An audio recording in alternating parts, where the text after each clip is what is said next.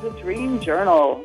From the studios of KSQD in the epically soggy Santa Cruz, the Dream Journal is a weekly show where we explore the healing powers of nighttime dreams through conversations with dream experts and with you. Time is keenly found. We are not alone. Water over stone, even if you're by yourself. Even if you're by yourself. Why is inner work so important and yet so difficult? We're speaking today with Vicki Saunders of the Innerwork Center of Richmond, Virginia. I am your host, Catherine Bell of Experiential Dreamwork, and welcome to the Dream Journal. The Dream Journal is also a weekly podcast. Please subscribe, rate, and review. But most importantly, tell your friends. The mission of the show is to get people talking about dreams, and one way you could do that is to let them know you're listening to this great podcast you just discovered. Podcasts are also available. The archives are also available at Apple Podcasts and Spotify, or you can go to the KSQD website at ksqd.org/the-dream-journal. So I start with my personal dream work. I had a dream that about a week ago that I almost discounted because I'm like, this is just a weird gobbledygook. But what it is there was like images overlapping each other, like in a kind of a cloud in front of me, and my hand is there moving from right to left, kind of through the cloud, or maybe it's holding the images in the cloud, and it's like flickering, and there's different things like a silver plate, there's a bear, there's a rainstorm. Well, we've had a lot of rain in Santa Cruz, that's for sure. Even concepts like freedom. There's just all these interesting things in that cloud. And the one thing that was steady in the dream was my hand moving from left to right. And I could see my hand through the images, and sometimes I could see the images through my hand. So is there something about me? Is there something about me that's steady, even among all these flickerings of consciousness that we experience from day to day? And this is, when I wrote this dream down, I was like, wow, I guess no wonder dreams are so hard to write down. This is maybe what they're really like, all that flickering. So, dreams are sometimes weirder than we even can know, I think. All right, so we will be accepting call-ins during the last 30 minutes of the show. We'll be welcoming them in. We're looking forward to talk to you. You can also email us anytime at onair@ksqd.org. That's ONAIR @ksqd.org. Rick is standing by to check the emails, and also he'll be checking the phones in about 25 minutes. I'd like to welcome our guest. Hello, Vicki Saunders. Thanks for coming on the show. Hello, Catherine. Can you hear me? Yes, you're coming through great, loud and clear. Awesome. All right. Great. Victoria B. Saunders, PhD, has worked for the past 30 years as a professional facilitator, specializing in strategic planning, leadership training, and personal development. She has a master's degree in Jungian studies from the Jung Institute in Houston, and also a PhD from Saybrook, and another master's degree from George Washington University. Vicki has worked with the Innerwork Center in Richmond, Virginia for the last 25 years. She has facilitated strategic planning sessions, book groups, and workshops dealing with consciousness, creativity, and Jungian psychology. Vicki currently serves on the Innerwork Center faculty, executive committee, and board, where she chairs the program committee. And you can find the Innerwork Center at innerworkcenter.org. So it's interesting. I'm always trolling around the web looking for inner work and looking for dream-related people, and I found this place, the innerworkcenter.org, while I was browsing around, and they still have an ongoing pro show. Well, I don't know, group. What would you call it? I call it a class. A class. So Mondays with Jung, and it's run by Vicki Saunders, and she brings every Monday, it's a free class, a topic related to Carl Jung and his ideas. And I have just been captivated by this class. It's a wonderful combination of learning about things and also experiential. There's always a meditation and some chance to explore myself. And that's how I got to know Vicki. So, Vicki, we haven't really talked personally much because I've been in your class. And I wanted to know, have you tell us a little bit about yourself and how did you get interested in psychology and Carl Jung and inner work in general? What started you on that path? Oh, gosh. Thank you, Catherine. It's really exciting to be here. I'm a big fan of yours. Catherine's a loyal and wonderful student and always brings lots of interesting insights. And when she asked me to join her today, I was like, I don't know anything about dreams. I just know that I love them and I think they're fascinating. But she said she was interested in our connection or my connection to inner work. And I think it's been sort of a lifelong journey for me. I love how Jung talks about the two halves of life, the first half of life and the second half of life. And the first half of life, he says, is about establishing yourself, building a strong identity, building a strong ego, establishing your family, getting started in your career, achieving your myriad materialistic goals, and all of this is important to prepare you for the second half of life. Because the second half of life is when you turn inside and start looking at why am I here? What is my purpose? What is meaningful to me? What do I care most about? And he said it's not a chronological thing, that some people can start the second half of life early, and some don't start it until after they retire from their first half of life.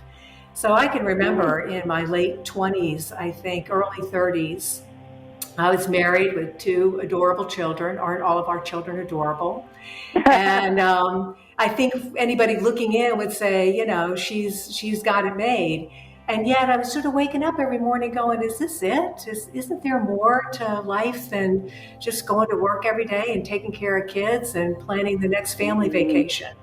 And somewhere along there in fact, I can remember the first book that was had a Jungian psychology base. I didn't appreciate it at the time, but it was called Finding Meaning in the Second Half of Life.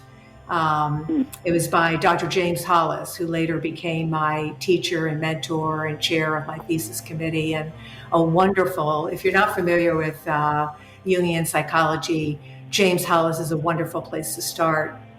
But I read that book looking for the answer, right? What do I do? What's the answer? Right. And I was very frustrated. There was no answers in this book. It was all about, examining your motivation, what resonates with you, what are your demons, when do you get tripped up, what annoys you in life. I was like, I'm not looking for this. And I put it down, and I think I actually didn't go back to it for another 15 years. And then when my kids were launched, and I had the time to do some more personal exploration, and then the Innerwork Center became part of my life. I got introduced to that somewhere along there, and they were exploring all of these. We like to call ourselves a little organization that explores the big questions in life. And so that resonated with me, and I immediately got involved with them, and as you described, went back and got a couple of graduate degrees that would help me. I originally thought it was cheaper than therapy, but I don't know. Graduate education's gotten so expensive. I think I spent more money. I should have gone into therapy. But anyway, it gave me the opportunity to look at those big questions of who am I and why am I here, and where do I find meaning and purpose. And so it's been so rewarding to this work with the Innerwork Center. It's been great. So I give you a little sense of my story. Yeah, there is something about meaning, finding the meaning in life, and isn't there more? This is one of the questions that definitely brought me to Dreamwork, and it's something I hear a lot from my dreamies, the people that I explore dreams with. Isn't there more? If we kind of have things figured out, we're kind of moving up to those hierarchy of needs, then what is there? So tell me, Vicki, what is your understanding? Why is inner work important? And it's kind of one of those hierarchical needs. You have your safety and your food and your belonging and that sort of thing. But then there comes a time when we want meaning. Yeah. And what is it that you understand about that, and why is it so difficult? Yes. Okay. Good. Two big questions. Maybe it's easiest to start with what is inner work, because it's something that we ask ourselves at the Innerwork Center all the time. It's I think it is difficult to describe. So the easiest way for me to think about it is starting with the recognition that we all live in two worlds at the same time, right? We have an outer world. You and I are engaged in the outer world right now, where we are putting ourselves out there. We're reacting and responding to stimuli and things that are going on in the moment, in the present. But we also have this inner world that's also going on at the same time, right? Life experiences are being stored there. Things that we don't like about ourselves are being stored there. But also being stored there are things that only we can contribute to the world. I do believe that, and I think Jung believed this too, that we all are here with some unique contribution to make. And it doesn't have to be really big. It might be just showing up for a Saturday morning talk show. This can be very meaningful. So I think it has to do with paying attention and awareness and being clear about what you want in your life. Another aspect of inner work that I think is really important, and Jung talks about this a lot, is this notion of personal authority, of being in charge and taking responsibility for the choices that you make in your life, as opposed to spending your life responding and reacting to outsideness. And maybe the most interesting part of inner work is this notion of being awake. And I don't know if you've heard that story. I love the story about the Buddha that one of his students asked him. Have you heard this story before? No, tell me. One of his students asked him, "Are you the Messiah?" And the Buddha responded, "No, I am not the Messiah." "Are you a healer?" "No, I am not a healer." "Are you a teacher?"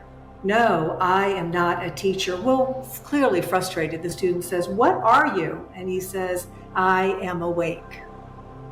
And so I think just that notion, I think it's so easy to live our lives on autopilot.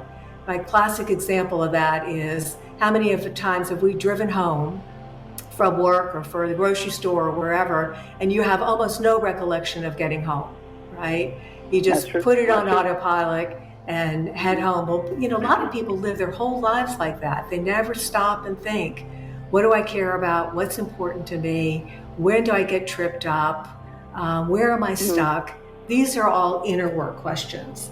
And I think it's critically important, because if you don't ask yourself these questions, you end up not living your life. We miss out on the wonderful contribution that you have to make in the world. Well, of course, that this unconscious behavior you're talking about, like you're driving somewhere and you don't even remember how you got there, that this is incredibly valuable, that if we had to really think about every little thing we were doing, well, it just wouldn't be possible. Exactly. There's so much that sort of the subconscious takes care of, including like a heartbeat and breathing and digestion, that sort of thing. But there's also like brushing our teeth and habits of exercise. Any kind of habit is really an unconscious behavior, and it's incredibly valuable. We couldn't live without it, but it seems that really it's important, I have found it important anyway, to kind of carve out a certain amount of time for reflection, to really, like you say, get the bigger picture and see, what do I really want out of this life? Am I getting it? Am I doing these things just what's in front of me, or is there something that I'm working towards? Because that kind of question is really valuable. I think you make a really good point, Catherine. It's really important to not discount the value of the unconscious that does allow us to live much of our lives. Like you said, you could not function without the unconscious taking care of all these day-to-day things like breathing and your heartbeat and brushing your teeth and getting you home from the grocery store. But at the same time, if that's your whole life, and I guess there's people that are satisfied and fulfilled with that. I often think, gosh, why is it that you got so stuck on this path, Vicki, right? There's some people that never ask themselves these questions, and sometimes I think they have it easier, but I'm not sure. This reminds me, Jung said that man's worst sin is unconsciousness. He said we live much of our lives on autopilot, and when an inner situation is not made conscious, it happens on the outside as fate. And Hollis followed that up. Dr. James Hollis said, what I do not know within myself will make choices for me. So by understanding my own unconscious, I can create choices for myself. All of our encounters with the unconscious enlarge our lives and enrich our spiritual journey. So I think that's the value of being able to examine those things that get buried and pushed to our unconscious, because I think they contain the seeds of meaningfulness with us. Right. It's interesting that you have that wonderful quote, Carl Jung quote about if we don't recognize the unconscious, it'll seem as fate. It'll appear as fate. And that there's like that's actually one of the clues for me of my inner work, that when I notice I'm saying, something over and over again, like, why do they always ... Like that's a clue that there's something unconscious going on, that there's some pattern, some habit of mine, and maybe it's not serving me anymore. Like maybe I thought it did at one point, or maybe it did, but when I recognize that, like, why do men always something, or what, that, and the sense of that kind of inevitability can really feel like fate. And yet, and that quote from Carl Jung is suggesting that it's actually coming from inside of us, and it's pointing towards some unconscious process that is kind of, what would you say? Well, how do we work then with that unconscious process, that once we start to recognize, I have a habit of seeing things a certain way? Yeah. So let me just reframe the question.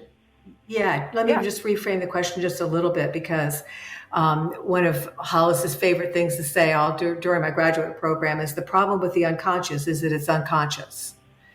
And so you're bringing up a real live issue here, is that if this is such an important aspect of our humanity, of being in the world, and our sense of meaning and our sense of satisfaction, is how do we know what's in the unconscious? And there are some things that we can pay attention to. So, one of them, I think, is anytime you have a strong emotional reaction to something, you find yourself either getting, incredibly annoyed about something that seems sort of minor to everybody else, or find yourself incredibly intrigued and curious and engaged with something. I think this is the unconscious trying to get your attention. We've talked in class, you can remember, Catherine, about complexes. So these are the seeds of complexes. This is a Jungian idea of this psychic energy that gets aroused in us or gets triggered in us. Something inside us gets triggered by something in the outside world. And those are messages about what's in our unconscious. The other thing I think we can pay attention to are images and symbols that we're drawn to. Jung thought that the unconscious uses metaphors and symbols more effectively than it uses language, so that the way that the unconscious is going to get our attention is to have us drawn to colors and pictures. That's why art and nature are so important in understanding ourselves, I think. And then something so well that is enlightening about the unconscious are dreams. And aren't they fascinating pictures? I love, Hollis always used to say about dreams, you can't make this stuff up. and I loved your dream at the opening of the program. I think that hand, when you think about just all the symbolism within a hand and it moving from one side to another, it really felt to me like, that feeling of when somebody puts a hand on your shoulder, just this calm, like, okay, I got this. I know what's going on here. I found, when I listened to your dream, I found the picture and the thought and the physical feeling I had of that hand moving was, okay, it's going to be okay. The storm is going to end. The rain, we'll see the sunshine again. Exactly. I love that. Yeah. Yeah, it's there is something very calming about that hand, because otherwise those chaotic images would be pretty unsettling, I would think, because there's no constancy, there's no stability. It just has this shifting and shifting. But then the hand is there, and there's something constant here. There's something constant about who I am. Not to say that I am a constant person and that I am evolving, growing all the time, but there's some thread that comes through me, and I like that feeling of the hand on the shoulder. My whole body relaxed when you brought that in, Vicki. Well, I think it's a message from your unconscious that is reminding you that this is a strength of yours, that you bring calm and stability. Of course, not 24/7, but I think in times of need. I actually have a calming dream I can share. Is this a good time to insert that, you think? Perfect. That'd be wonderful. Thanks. Well, I wasn't sure if we would have the space to do this, but just listening to your dream made me think, wait a minute, this is a dream that I had, more than 15 years ago. We were living in the U.S. Virgin Islands. So it starts off with, I'm in St. Croix, one of the U.S. Virgin Islands, and I'm in a red sports car with my younger son, Paul Jr. We have the top down, and it's a beautiful, warm, sunny day. And we are driving on a country road going up and down these hills. And the hills begin to get steeper and steeper and steeper. And I'm getting more and more anxious. And we come to a particularly steep hill, and I'm sure that we can't get up the hill. And I'm feeling like the car is going to tip over backwards. And my son is being very encouraging. He's, come on, Mom, you can do this. You got this. Just keep going. You got it, Mom. And I'm afraid, but I keep going. And then I wake up. And you were driving the car? Yes. And it was red. It was bright red. The car was bright red? Yeah. So it stayed with you for 15 years. So that's a powerful image. Yes. That I hadn't really thought about that because, again, I'm fairly...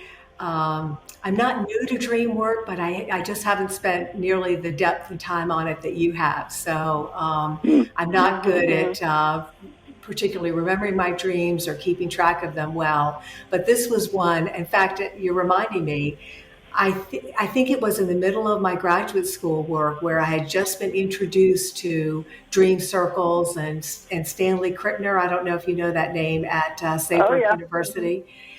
He was teaching there at the time.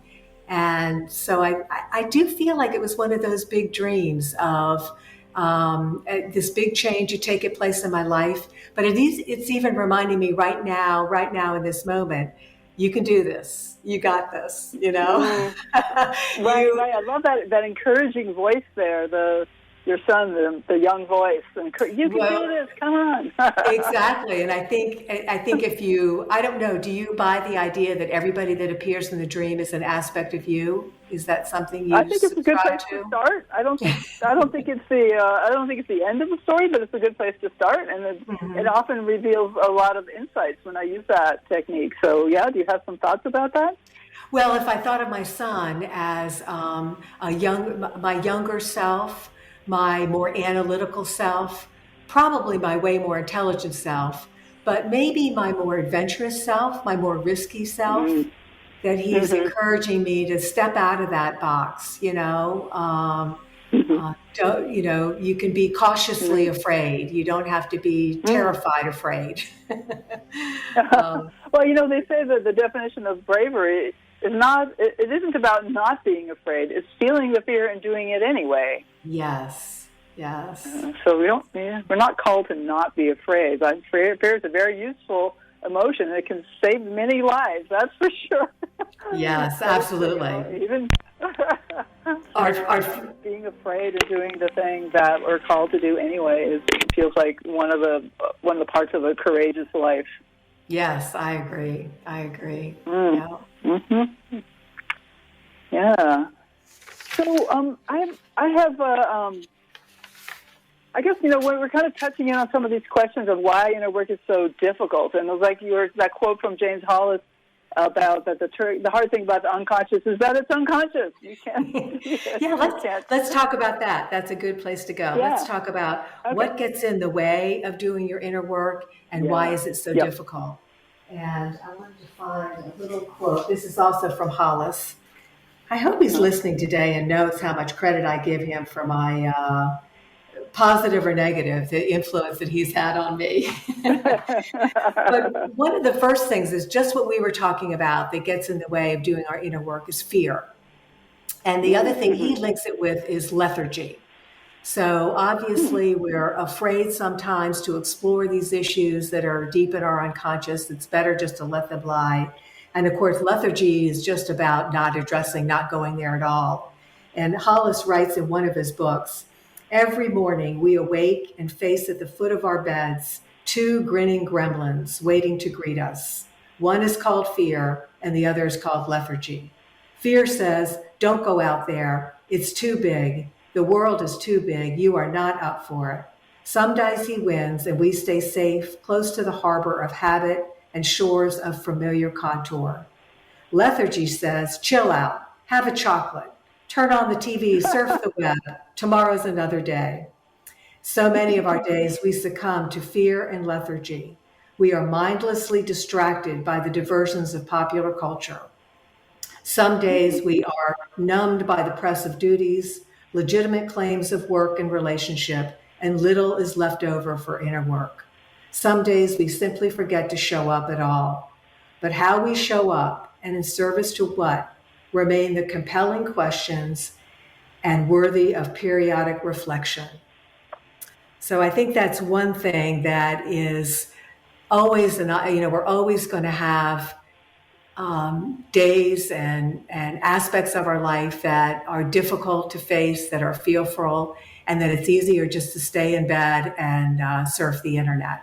So I think it's interesting the way he talks about it as those 2 little gremlins. The other thing I think we have infinite entertainment available now. Sorry to interrupt. We have infinite entertainment available now. Yes, all streaming services. Exactly. Hollis points that out. I remember one of the lectures I saw him talk. He asked the audience, "What is the number one vacation spot, bar none, anywhere in the world?" Can you take a guess?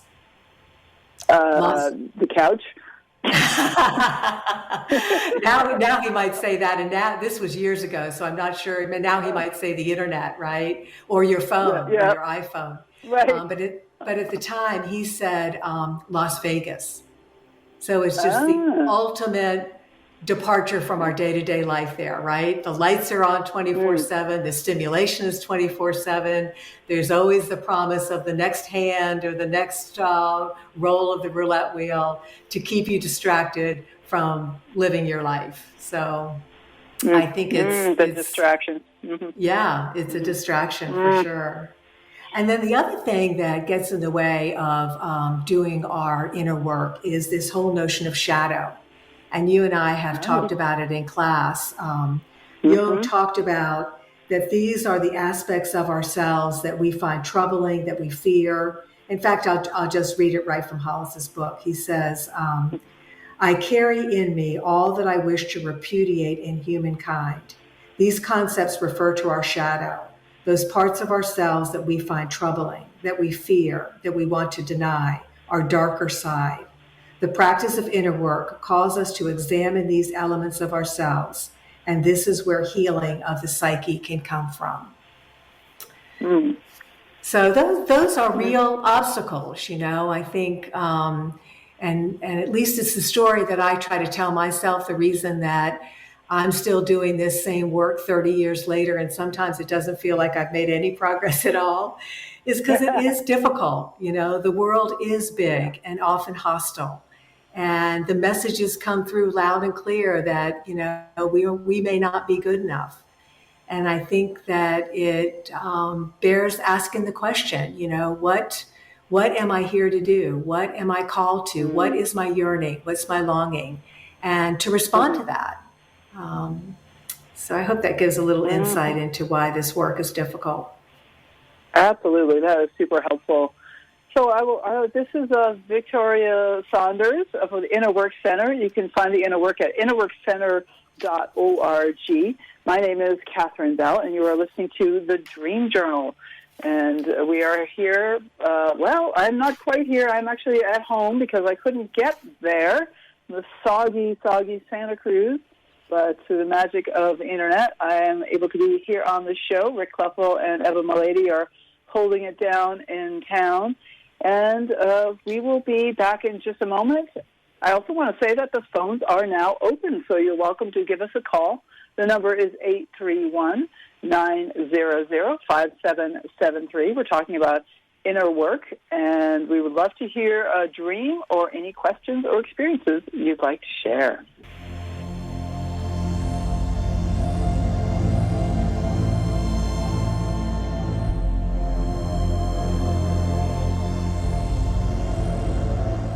You're listening to KSQD Santa Cruz, K-Squid 90.7 FM. We're streaming online at ksqd.org. Today's piece is called Delusional. Stay tuned. We're coming back for more Dream Journal.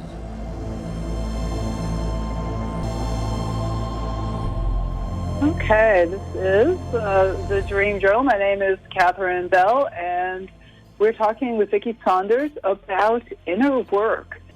So Vicki, there's some of my favorite topics from this class, the inner work class called Mondays with Jung, and I thought I'd ask you a little bit about something that we talked about called the tension of the opposites. What is that, and how might it play out in our lives, and maybe even in our dreams?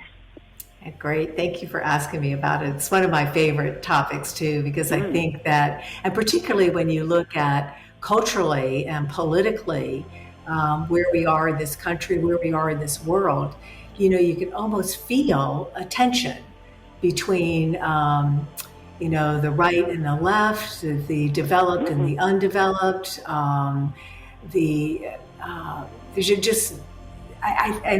Jung believed that this is where the energy of life comes from, that we begin each day with the tension of opposites, right? Are we going to stay in bed? We talked about fear and lethargy, the gremlins at the foot of the bed.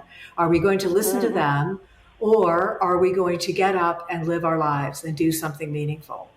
So it immediately starts with this tension. I remember feeling it as a young mother. I was very committed to my career and working, and yet I had small children at home, and every day I felt that tension of, I feel like I should be home with them. A good mother stays home with her children. A good mother doesn't leave.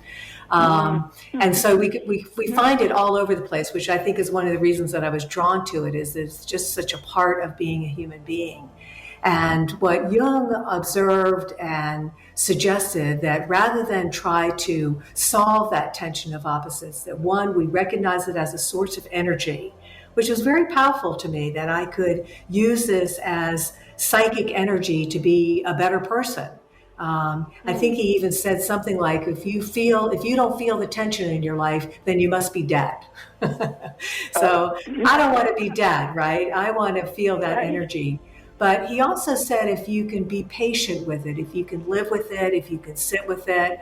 And I think more recently, if he were practicing today, he might even suggest that we use our mindfulness and meditation practices to be with both of these sides, wanting both A and B to be true at the same time.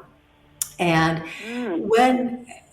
when we can do that, when we can be patient, and of course there's some suffering involved here too, right? This is not a pleasant place to be when you feel torn between two places. But if you can sit with it, you can often find a third alternative that is not A, not B, but C, that in fact maybe even incorporates both of those ideas. In fact, I remember one of our Jungian speakers at the Innerwork Center, she was giving a little lecture for us, and she was talking about the tension of opposites. And somebody in the audience asked, I have my grandchildren coming this summer, and they've picked the exact week that I'm going to take an art course. And I just don't know what to do. I've signed up for this course ages ago. I really want to take it. I don't want to miss it. But now my grandchildren want to come that same week. And I think it was even Hollis actually that was giving this lecture. And he says, yes. And she goes, what do you mean? Yeah. And he said, yes, you do both. You show your grandchildren your passion for art. You show your grandchildren how to live an authentic life that resonates, and you're doing something that you care about. You're showing your grandchildren how to live their life by living your life. And so I thought if you can sit and be patient with those opposites, often another alternative, another path. He called it transcendence. Often something transcends that allows you to pursue an alternative that is not A or B, but probably, usually, hopefully, something even better. Right. So don't rush to choose one or the other. Exactly, which is, again, hard to do. This is another thing we call, this is another aspect of suffering, which is, I think, part of the human condition. We don't get a free pass. Yeah. You know, I've heard advice that, which goes right along with this, is that you should stay at the moment of indecision as long as possible.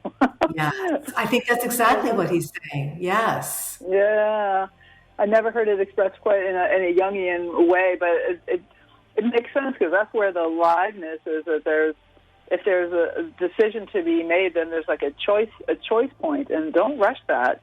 Yeah, and how many times do we do that? Right? It's so uncomfortable to feel in that space of limbo, to feel like you're not sure which is the right path forward. And I feel like I can look back on a number of decisions in my life that, why did I move so quickly there? I feel like, and yet I can also look back on some important decisions in my life that by just being with them, the right path emerged. Mm-hmm. Right. Well, it's been a journey for me to trust my intuition about things. Like sometimes I could be agonizing over a choice and making out lists of pros and cons and all that. And even while my rational mind is struggling over this, somehow it just gets this intuition like, oh, of course it's B. Like, exactly. It just is. And that it doesn't have a justification. There's no explanation. In fact, it's just true. And there's some intuitive knowing that connects to that. And I guess it's still valuable to do the list of pros and cons. And I like to think of that as a safety check, kind of doing the safety check, but then also as much as possible to go with my own intuition. Yeah. I think this is another place where we can turn some of these tensions over to a dream. And exactly. Yeah. Allow yourself to, I find the same thing too, that when I find myself agonizing or struggling over something, that if I can let it go, for a couple of days or whatever the time is, and then allow myself to dream about it. I'm not always successful, but I understand the concept of asking the dream for some direction. And it makes sense to me that your unconscious is a repository of huge amounts of wisdom and knowledge. And if we can just, again, calm the distractions, make the space, allow that direction to come forward, it makes sense to me. Sleep on it, as they say. Sleep on it. Exactly. Yes. But actually, of course, it is dream on it. It's dreaming. There's been some interesting nap studies where people, in a shorter period of time, you don't always have a dream cycle. Sometimes you just sleep and then you wake up without a dream cycle. And they've done lab studies showing that people who do dream during their naps wake up emotionally shifted compared to the people who just have a nap and don't actually dream. They just sleep. So it's really about the dream. There's this great Western proverb I love, which is called "The morning is wiser than the evening." And whether I remember the dream or not, very often I'll wake up and much more settled in my choice. Okay, that's what I'm going to do. And then I don't know what the dream was necessarily, but sometimes the decision is made overnight, and I trust that my dreams have a lot to do with that. Yeah, I believe that. Again, I think that that unconscious is at work a lot of the time, and it might be hard to slow down and listen to it, but I think there's value there when we can do it. So interesting. Right. I love that. Right. And it makes a lot of sense to me too that the dream, the answer is not in the sleep, that it is in the dream. Yeah. Yes. Sounds like Rick's got a caller. Are you there, caller? Oh, hi. Hello? Yes, I'm here. Oh, hi. What's your name? Rachel, and I have a question for Vicki. Oh, wonderful. Thanks for calling, Rachel. What's your question? Oh, where are you calling from? From Richmond, Virginia. Okay. I think I recognize you from the class. Yeah. Yes. I'm glad you called. Tell everybody, Okay. Rachel, tell everybody what your wonderful role in life is, in addition to being a wonderful wife and mother, but the one that connects us. I have the honor of being the executive director of the Innerwork Center and a student of Vicki's. And every time I engage with her, whether it's this show or whether it's her Mondays with Jung class or other classes that she teaches, I grow. I shift. I learn. Me too. So, even just listening to the show, right, where I've heard her talk about a lot of these things, there are some things that are, shifting within me. So the question I have is, when you talk about this place of moving from quick decisions to staying with something in that tension of opposites, right? This is like really fascinating for me because as a mom and also, someone with a busy job, I make a lot of decisions. And I think that's one of the reasons that I do really well in those roles. But there are some places where I don't have to rush to a decision, and I know I can be wiser if I stay with that question and stay with the tension of opposites for a little bit longer. So my question is, are there some questions that you ask yourself to put you in that contemplative space? Because I think that would be really helpful for me. Leave it to Rachel to ask me a really tough question. No, I think it's a great question, and it reminds me again of when I first started this work.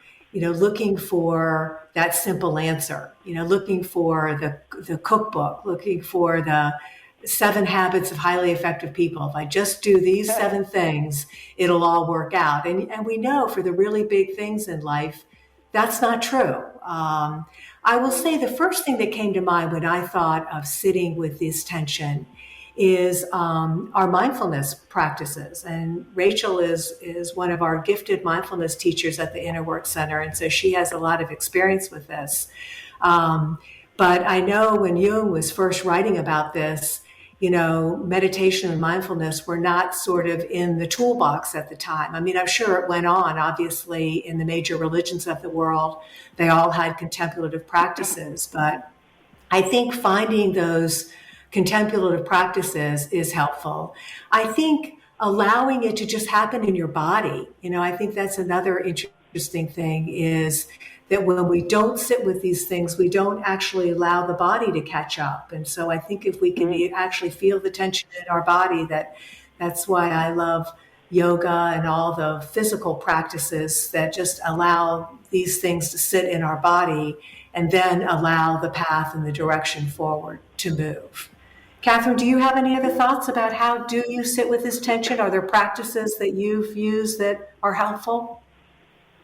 Well, I love your recommendation of mindfulness and meditation and, of course, sleep and dreams. And whether you remember the dream or not, just trusting that this will unfold. And, in fact, I think trust is a really big factor of like recognizing that if it's a maybe, then it's still a no. So, like, don't go with a maybe. Don't settle for a maybe. Like, wait until there's a yes. Like, that's been my path is to trust that it will come. And like, even if I don't understand why can't I decide yet, why don't I just take the obvious choice? It just doesn't feel right. There's something here that's not quite there for me. And to trust that and recognize it will come. Even though it sometimes feels like, but I have to decide right now. It's like, no, you don't. Well, and we live in a culture that wants immediate gratification, right? Wants immediate reaction. We don't live, at least not yet. I'm sort of hopeful as these practices become more widespread, more mainstream, that we'll all learn to slow down a little bit and live with some of this. But Rachel, you probably have some of your own insights into this. Do you have any thoughts as you listen to the question? Well, I think what I hear, what I was asking for were like, what are the active things I can do? And what I hear is the wisdom that comes up over and over again is just be still. And I had such an aha when you guys were talking, like, oh, of course, it's just be still and be with, what is happening. It doesn't always have to be this active practice of pulling, with the, I just like with all of your strength, just like pulling the answers out of you sometimes. Right. If it's not coming naturally, then it's not time yet. Right.